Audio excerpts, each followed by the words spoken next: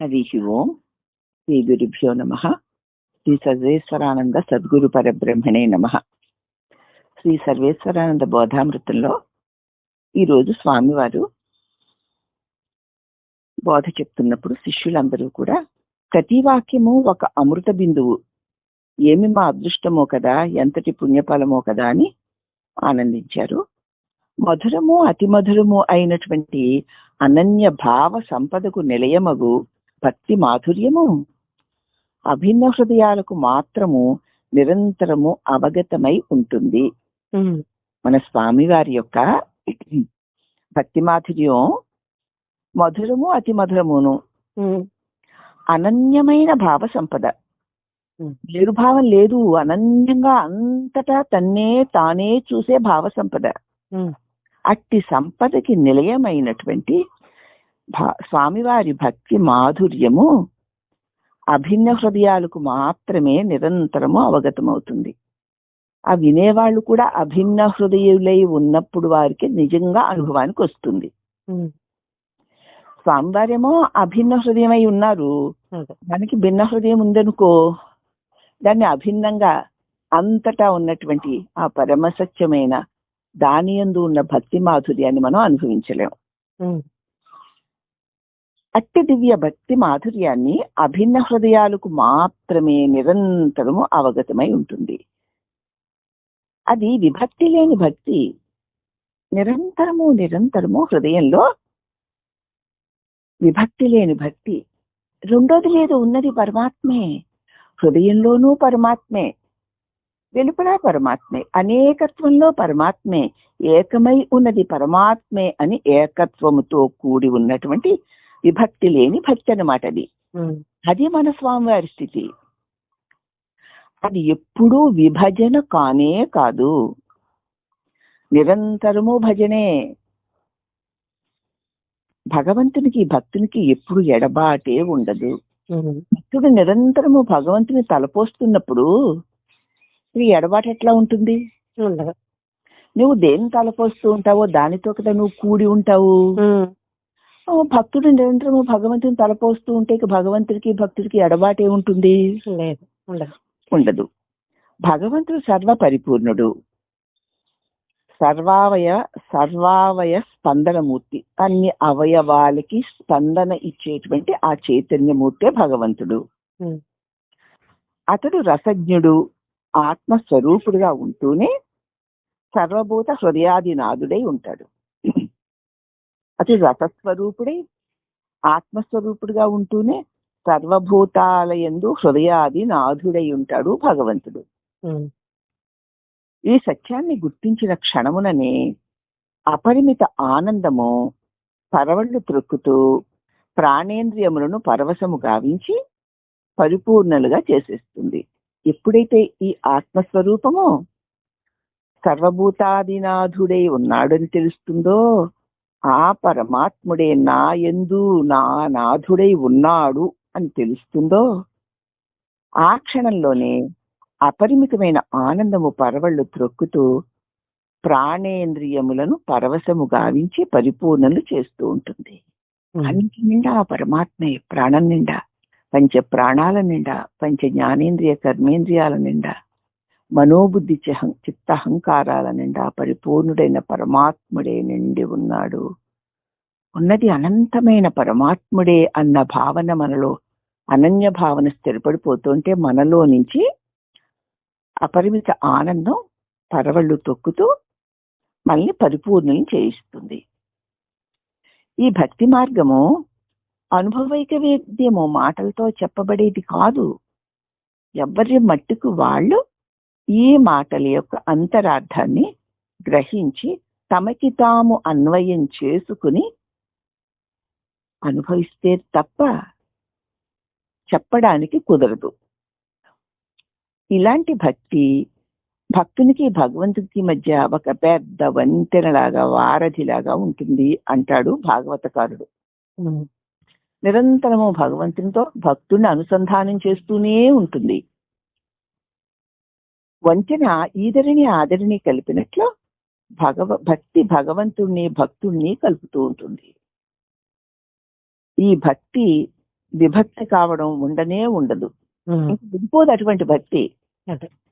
అట్టి విభజన ఎరుగని భక్తిలో 4 అంతస్తులున్నాయిట. ఈ భజించడం అన్నది చూడు అంతా ఒక్కటి కాదు, దానిలో 4 స్టేజెస్ ఉన్నాయి ఈ భజించడంలో. భజించడం అంటే పట్టుకోవడము అని భాగవతం చెప్తోంది. ఇది మళ్ళీ తెలియక పట్టుకోవడము ఒకటి, తెలిసి తెలియక పట్టుకోవడము ఇంకొకటి, తెలిసి అంతగా పట్టుకోలేకపోవడం మరొకటి, తెలిసి బాగా పట్టుకోవడం ఇంకొకటి. నాయన బాగా శ్రవణం చేయండి. వీటిలో మొదటిది అంటే తెలిసి పట్టుకోవడం కర్మయోగం. తెలిసి పట్టుకోవడం అంటే ఇదంతా భగవంతుడే, భగవంతుడే, ఆయన పనే ఆయనే చేయించుకుంటున్నాడు అంటూ చేస్తే ఈ కర్మ యోగమై భగవంతుడిని పట్టుకొని చేస్తున్న కర్మ అవుతుందన్నమాట. ఇక రెండవది భక్తి యోగం. అదేమిటి? తెలిసి తెలియక పట్టుకోవడం. అంతా భగవంతుడే అని ఆ భగవంతుడు నావాడు అని తనలో తానే పట్టుకుంటూ ఉంటాడు. అంతటా ఉన్నవాడిని అన్ని వేళలా చూడలేక తనలో ఉన్నవాడినే చూస్తూ ఉంటాడు భక్తుడు. ఇప్పుడు తెలుసు అంతా ఉన్నాడని అదే తనలో ఉన్నవాడిగానే చూస్తూ ఉంటాడు అన్నమాట. ఇది భక్తి యోగం. తెలిసి అంతగా పట్టుకోలేకపోవడం మరొకటి, అది జ్ఞానయోగం.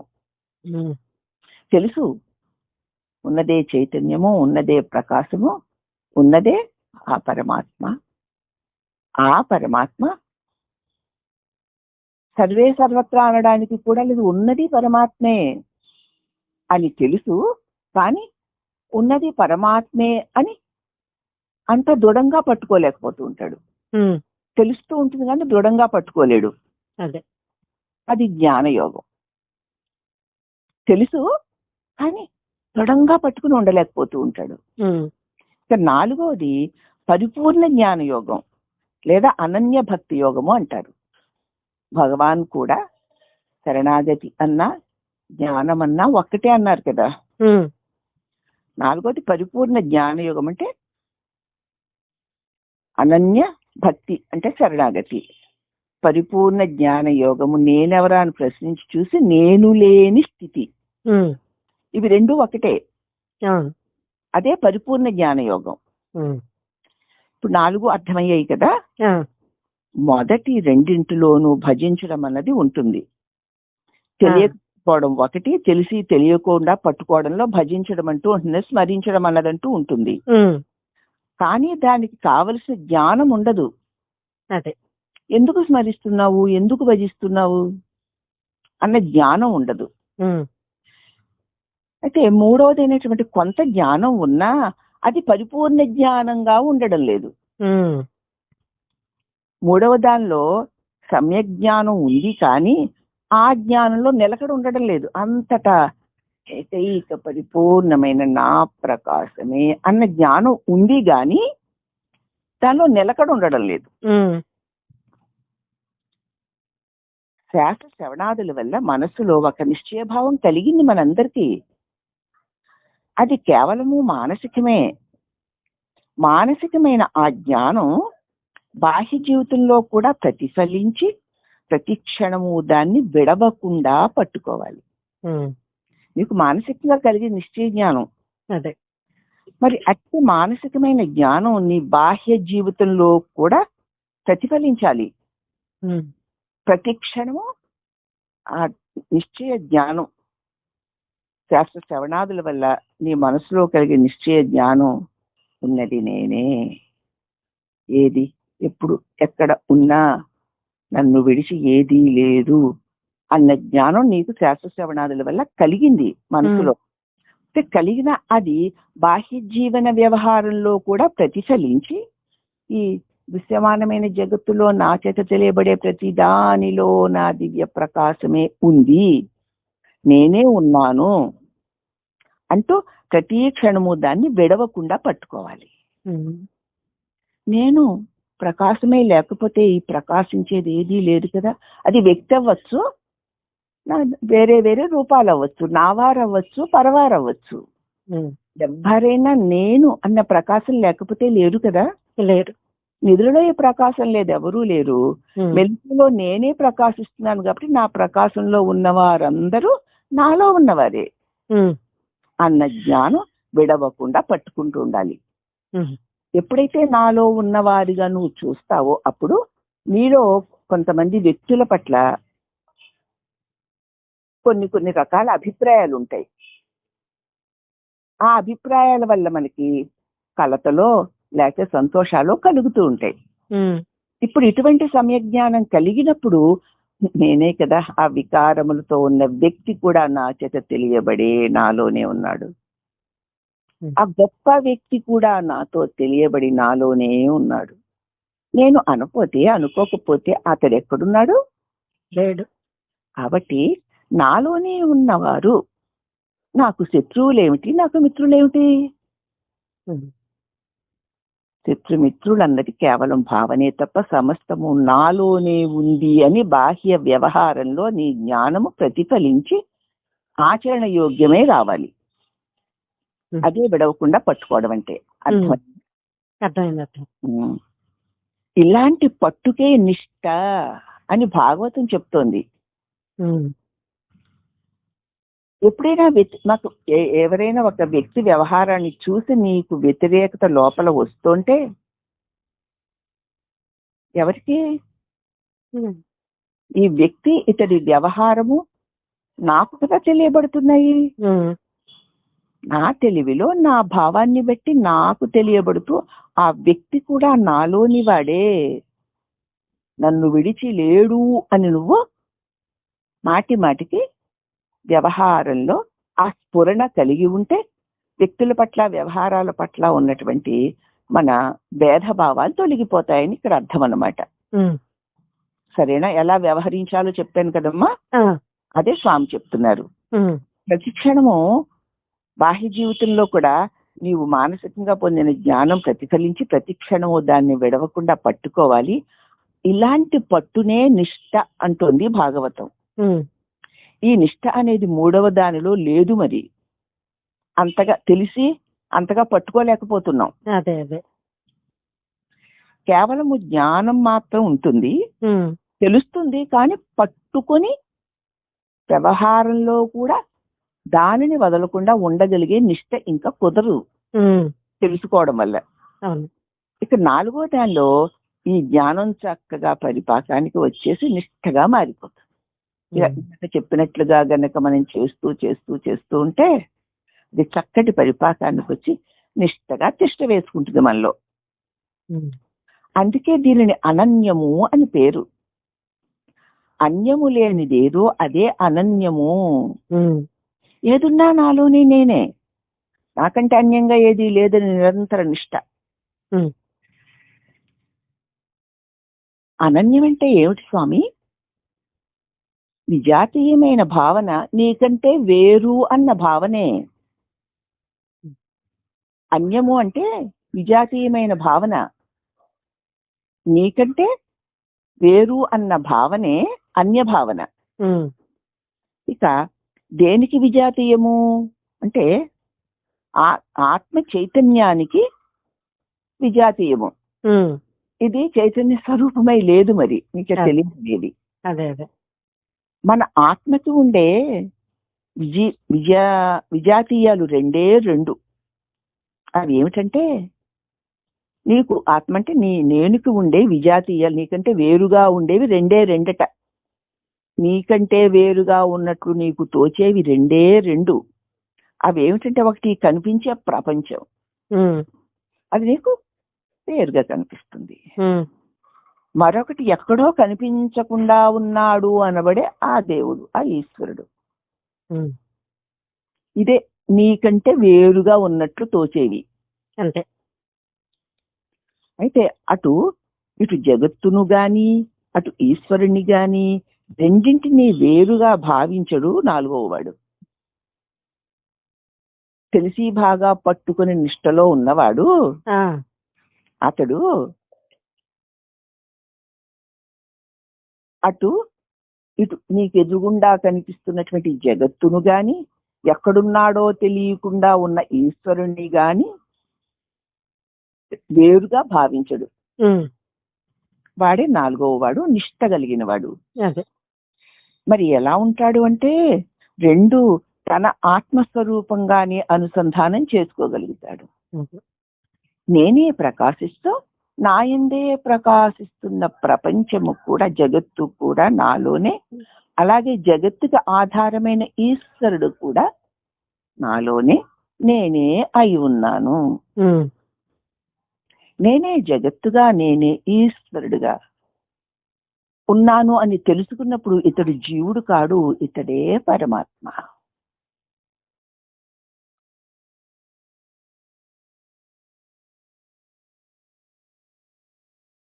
ఈ రెండు తన ఆత్మస్వరూపంగానే అనుసంధానం చేసుకోగలుగుతూ ఉంటాడు.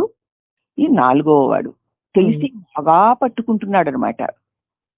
ఇట్టి స్థితిలో అతని చైతన్యానికి అన్యమైన పదార్థమే ఉండదు ఈ సృష్టిలో. ఏది కనిపిస్తున్నా నన్ను విడిచి ఏదీ లేదు అన్న అనుభవం స్థిరంగా ఉంటాడు. సర్వము ఆత్మయే అంటే నేనే, సర్వానికి నేనే. ఇలాంటి సర్వాత్మ భావన నిరంతరము నిలిచి ఉంటే అదే జ్ఞాననిష్ట,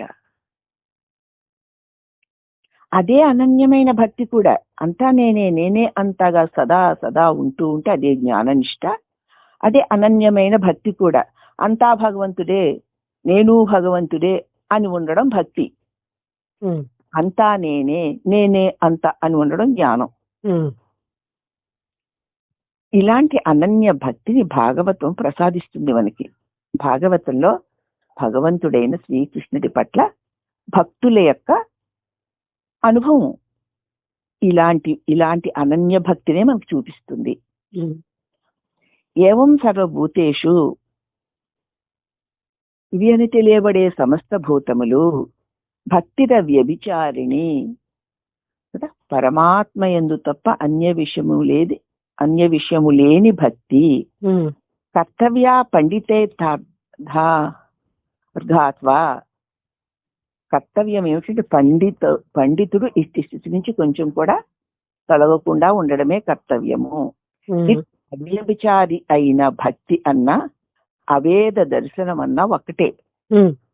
ఇది జ్ఞాన నిష్ఠా సదృశమైనది, మోక్షానికి సాక్షాత్ సాధనం. ఇది అంతా నేనే అంతా. నేను అన్నది లేని, నిద్రలో ఏదీ లేని నేనుగా ఉన్నాను. అట్టి నేను అనగానే ప్రకాశమే సమస్తమును నాలోనే ప్రకాశిస్తూ నాలోనే ఉంటూ మళ్ళీ నాలోనే లయించిపోతున్నాయి. నా చేత తెలియబడే జగత్తు, ఈ జగత్తుకి ఆధారంగా ఎక్కడో ఉన్నాడన్న ఈశ్వరుడు అన్నవి కూడా నాలో భావాలే, నాలో దృశ్యాలే కొంతసేపు ఉండి మళ్ళీ నాలోనే లీనమైపోతున్నాయి. నేనుగా వ్యక్తమై నేనుగానే ఉంటూ నేనుగానే నాలో నిలిచిపోతుంది. నేను తప్ప అన్యమేదీ లేదు అన్నటువంటి ఇది జ్ఞాననిష్ఠా సదృశ్యమై ఉన్నది. అదే మోక్షానికి సాక్షాత్ సాధనము. మోక్షం అంటే ఆత్మేతరమైన సకల ఉపాధుల నుంచి బయటపడడమేనని శృతులు చెప్తున్నాయి. నాకంటే అన్యంగా ఎన్నో ఉపాధులున్నాయి అన్న భావన నుంచి బయటపడడమే మోక్షం. అది అనన్య భక్తిలో తప్ప మరొక భూమికలో నీకు సాధ్యం కాదు. ఎందుకంటే మిగతా భూమికలలో ఆత్మకు భిన్నమైన నామరూపాలు ఇంకా కనపడుతూనే ఉంటాయి గనక. ఒకవేళ లేకపోయినా ఈశ్వరుడు ఒకడున్నాడు అన్న భావనైనా ఉంటుంది కదా. ఎలాంటి నేను ఈశ్వరుడు అన్నది కూడా భేదభావనే. ఎలాంటి భేదభావన ఉన్నా మోక్షానికి దూరమే. భేద భావన సోహమిచ్చసౌ భావన విదా పావనీమత అన్నారు కదా భగవాన్ రమణులు. రెండవది ఒకవేళ ఆత్మకు భిన్నమైన నామరూపాలు ఒకవేళ ఉన్నా లేకపోయినా ఈశ్వరుడు ఒకడున్నాడు నాకంటే వేరుగా అన్న భావన ఉంటుంది. అది ఎలాంటి భావనైనా కానీ భావన ఉంది అంటే మోక్షం దూరమే. రెండవది, ఉన్నంత వరకు దుఃఖం తప్పదు. ఈశ్వరుని పొందాలని ఆరాటం అక్కడ మరి దుఃఖమే కదా. అంతే. ఈశ్వరుడు ఎక్కడున్నాడు? నా భావన నేనే అయి ఉన్నాడు. వేద భావన సోహమిచ్చసౌ, ఆ ఈశ్వరుడు నేనే. భావన అభిద, రెండో భావన లేని ఏక సద్వస్తువే. పావనీమత, అదే నీకు పావనత్వాన్ని కలిగిస్తుంది. అంచేత రెండోది ఉన్నంత వరకు దుఃఖం తప్పదు. ద్వితీయం ఏది ఉన్నా కూడా అది బంధమే అని తెలుసుకోవాలి. ఈ అన్య దృష్టి లేశమాత్రము లేని దశ కాబట్టి అనన్య భక్తే మోక్ష సాధనము. రెండోది లేదు, ఉన్నది నేనే. పోనీ రెండోది లేదు, ఉన్నది భగవంతుడే అని ఉండడం. మళ్ళీ అనేవాడిగా ఉండడం కాదు, తెలుసుకొని ఉండడం.